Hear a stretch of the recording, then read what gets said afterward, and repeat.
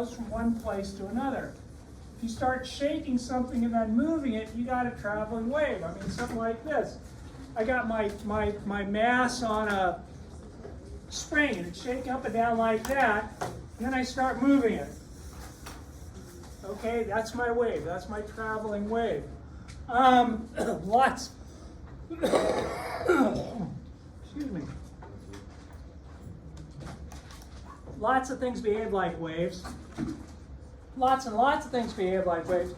As a matter of fact, if you really get down to the fundamental ideas in physics, we used to, up until really fairly recently, think that everything was either a particle or a wave. That was what we used to describe everything. What's interesting is now we think that all particles behave like waves, that reality, as we kind of see it right now, is a combination of the two things. So it's nice to be able to deal with waves. It's really important. They say quantum mechanics, the term always used to be wave mechanics, okay? You used to always say wave mechanics instead, because you use waves to analyze where something that can't really be somewhere is going to be. Weird way of saying that. A lot of things behave like waves. Electromagnetic waves behave like waves. Light waves behave like waves. Sound waves behave like waves. If you have some sort of vibration in a material, it behaves like a wave shaking back and forth. You know, I can take a long piece of pipe, I can shake it up and down, I get a transverse wave in it, I can smack the end of it, and I get a compression wave. Those are actually two different waves, but lots of stuff behaves like waves. You can use wave behavior to describe a lot of different things. Most waves have to have some sort of material to travel through. You know, like a water wave, you can't imagine a water wave without having water. You know, the whole exploding thing in Star Wars, if there's no material between you and the Death Star blowing up, you're not going to hear it. There has to be some sort of material for sound to travel through. But there are certain waves that can go from one place to another without anything there. And this really used to flip people out. Because up until about 120 years ago, everybody thought that there has to be something in between the sun and the earth, because the only way for light to travel is it has to have some sort of material to shake as it goes from one place to another. But what we figured out since then was actually somebody going back and looking at the electromagnetic wave equations. You'll talk about when you get into that, but essentially the electrical field and the magnetic field kind of burn off of one another, and you can have an electromagnetic wave going through something that doesn't have any material at all. And electromagnetic waves, that's like radio waves, you know, television, your cell phones, light waves, gamma rays, X-rays, all those things waves. They all behave like waves, even though you can think of, like I said, an X-ray as a particle. It also behaves like a wave. So we have to be able to deal with waves to understand it.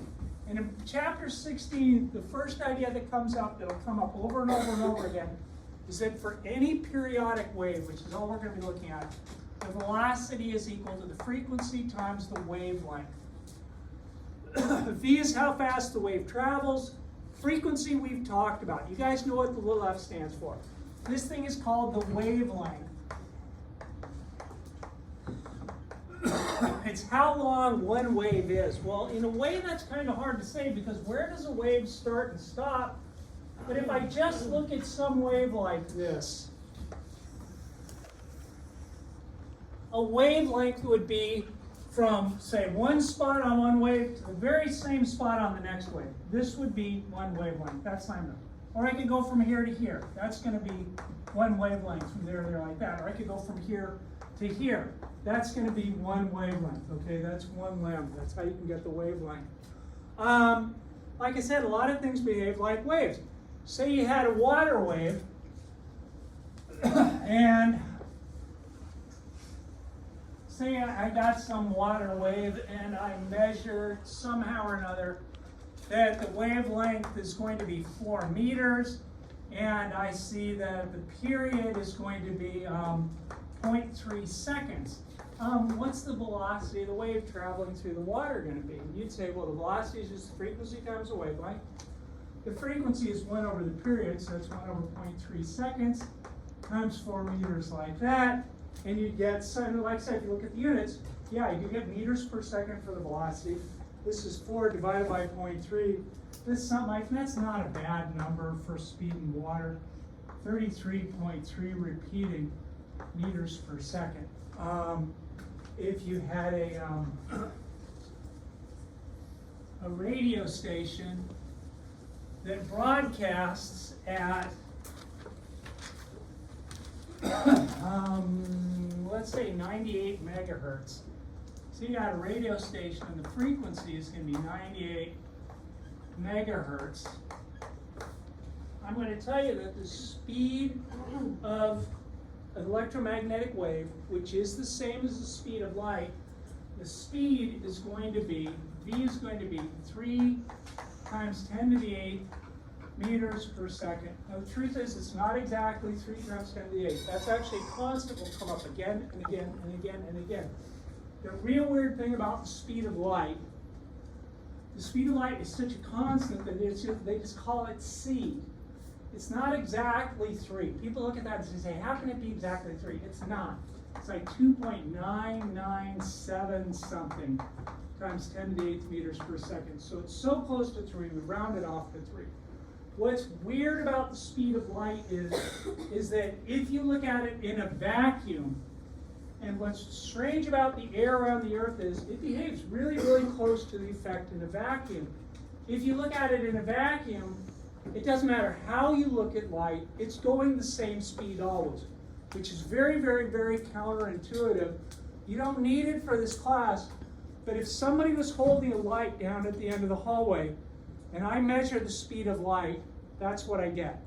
If I start running at them very, very quickly and I measure the speed of light, I get that same value. If I start flying away from them at half the speed of light, I still read the same value for the speed of light. Very, very, very counterintuitive. People always think of velocities as adding and subtracting. Light's a weird thing because it moves so quick, but you don't need to worry about that at all in this class. Just treat the speed of light in a vacuum to be this thing. What's the wavelength of light? What's the wave? It is light. You know, it's a radio wave. It's just a light wave. It's just a photon. It's the same thing as an X-ray or a gamma ray. Do a gamma ray in a minute. It's just a different frequency, a different wavelength. Same particle with different energy, or different amounts of energy. I really should say.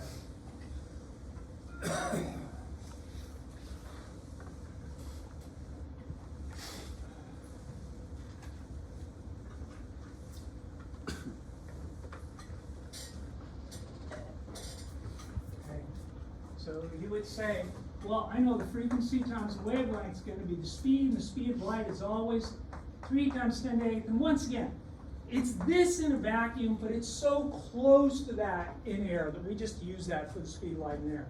So I can say the frequency, which is 98 times 10 to the 6th hertz, times the wavelength is equal to 3 times 10 to the 8th meters per second. You get kind of a weird number when you do this, because when I solve for lambda, once again, the seconds will cancel out, and I do just get meters, but I get 3e8 divided by 98 e6 equals, I get something like the wavelength. This is really weird. It's like 3.06 meters. You know, it's like 9 feet long. It's really, really kind of weird that, you know, you think of light as being, and it is extraordinarily fast. In most situations, you actually can slow the light down a lot, which is really, really weird. Really, really weird. But it's like weird that it's that long. You know, I mean, it's like 9 feet. I mean, that's half again as much as this spread. I mean, that's a long wavelength. Long wavelengths are actually kind of useful. The military, to communicate with submarines deep down in the water, will actually use wavelengths that are much longer than this because they travel through the water better. Let me look at the other end of this thing. Let me say I got a gamma ray. A gamma ray, and a gamma ray is just a photon. A gamma ray fundamentally is the same thing as what's coming out of the lights right now. It's just a little piece of light called a photon. But the frequency is going to be really, really high, on the order of 10 to the 21st hertz. And just to, you know, the energy in a piece of light is equal to this funny constant, don't worry about it, times the frequency. So the higher the frequency, the higher the energy. Say I've got a gamma ray like this, and gamma rays are really good in a way and really bad in a different way. They're really good because a gamma ray goes through you, it kills everything it hits. And that's good because if it kills it, then it doesn't, just kills the cells. It goes right through you and kills all the cells.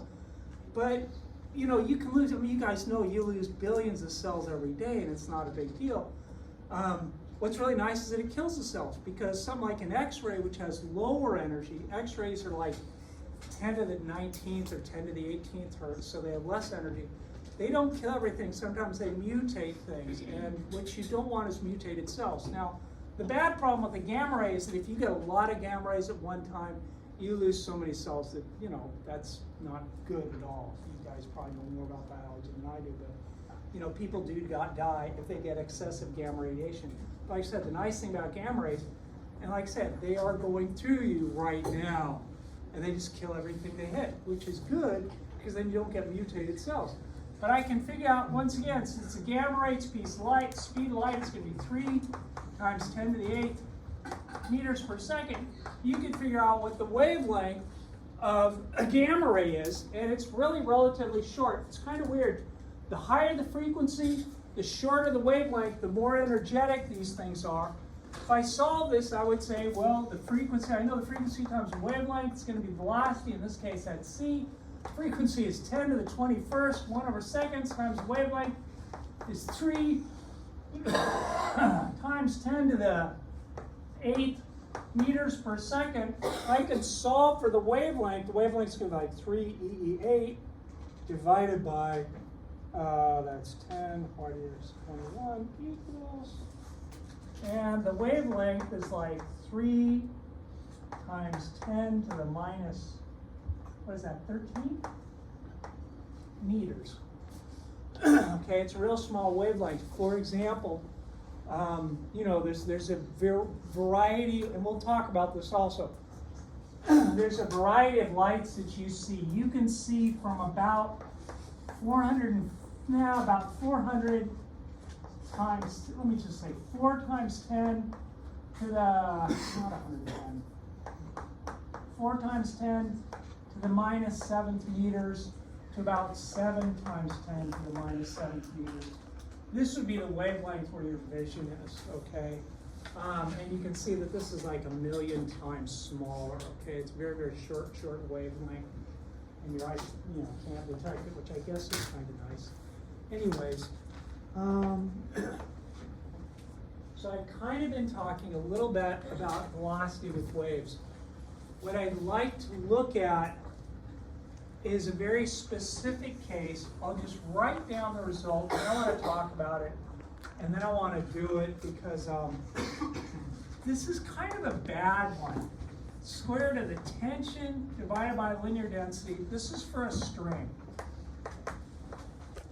This will come up a lot. Why we do it, the reason we do it is it's one of the nice ones. Getting a formula for the velocity in water or in air or something like that, the formula is a little bit tough to deal with, so I actually don't do it. I used to, I just don't do it anymore. The thing to note is that the velocity in a material is the square root, it's always going to be square root, of some sort of force or tension or pressure in the material divided by some sort of density, some sort of amount per length. For example, when we get into this with a solid, it's going to be a real similar formula. The velocity is the square root of the bulk modulus, which has to do with how much something compresses when you squish it, divided by the density of the material. So I got tension, which is like a force on the string, divided by linear density, and this is like the pressure, the squishing of a material, divided by how dense the material is. Don't worry about this one. This one's nice to remember, but I want to, God dang it, try to drive this one. And then I want to do at least one example with it. How do I find the velocity on the string? And like I said, the problem with this derivation is Well, it's nice. It's not a bad one to do, but the thing is, it doesn't it doesn't really translate to anything else really nicely. I got some sort of string. It's got some, I pull it to some sort of tension. You know, like you guys did it in the lab this week. You put a little spring balance on something, and so you could pull it to a certain tension. So there's some sort of tension in the string. And I'm going to say this string has, you know, I could weigh it, so I know what the mass of the string is, and I know the grand total length of the string. I can measure that distance.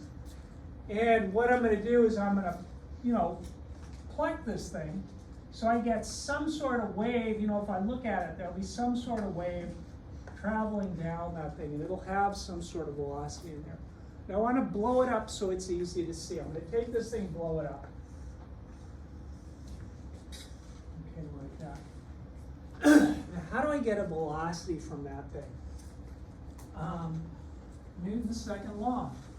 I say F is equal to ma and see what happens with it. Okay, I know the sum of the forces equals the mass times the acceleration. I'm going to look at, and if you think about it, what's happening to this piece? It's not being pulled that way. It's not being pulled, well, it is. But those two pieces, those two forces are canceling each other out. This is really being pulled down like this. It's like part of it, it's being pulled toward the center of a circle. So I really have a centripetal acceleration problem. I'm pulling something toward the center of the circle. Well, how much do I want to deal with? Let me just, and I'm doing this because why you would do this, it just makes the problem nice to deal with symmetry. If I look straight up and down to the center of this, and you would say, wait a minute, it's not a circle. Keep in mind you can approximate any curve as close as you want to part of a circle, always. So I'm going to say, you know, what I'm doing is, if I just look at this piece right here, if I just look at this piece right here like this, okay, it's being pulled down. There's a force pulling this way, and there's a force pulling this way. They try to do it kind of symmetrically. Which, if you think about it, the forces pulling this way are canceling out, but the components down this way are pulling this thing down. What are those forces going to be? Well, if I look at this angle right here from the horizontal, this angle turns out to be the same thing as this. You should be able to show yourself that with a little bit of geometry. Similarly over here, this angle is the same as this angle right here. If I put this into components, the piece pulling it into the center of the circle is going to be the tension in the string times the sine of the angle. Similarly over here, the piece pulling this back toward the center of the circle is going to be T times the sine of the angle. So the grand total force is those two things. That's 2 times T times the sine of the angle. That's my force. Now I got to figure out what the mass is. Well, the mass is the mass of whatever that junk is. And you'd say, well, how do I get that mass? Well, if I take the linear density, and they use lambda for linear density also, which is, no, we're using mu, sorry, I'm thinking of a different part. If I take linear density and multiply it by the length, that should be the total mass, okay? The length of this piece, and once again, go back to a circle. If I have an arc like this, and I'm measuring from the center, the S is equal to R times theta. So this length right here is going to be 2 times R times theta. And if I multiply that by the linear density, that will give you the total amount of mass. So that's linear density times the length of that piece on the top. This is M. Centripetal acceleration, you'd say, yeah, it's V squared over R. Thing right away you notice is I got a problem. I got sine theta. I have made some huge approximations on this thing.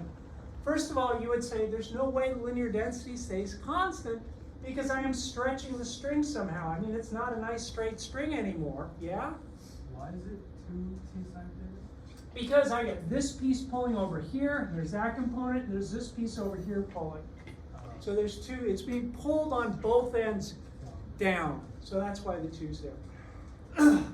You know, but if you don't make the vibrations really, really big, it doesn't stretch too much, And once again, I'm gonna say, you know what, well, sine theta is really, really close to the sine of just, well, it's small angle.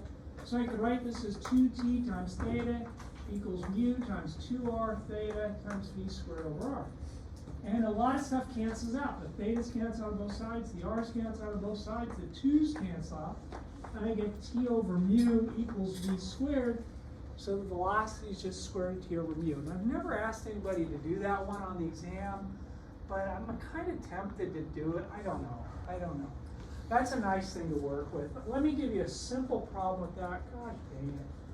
Let me give you a simple problem with that.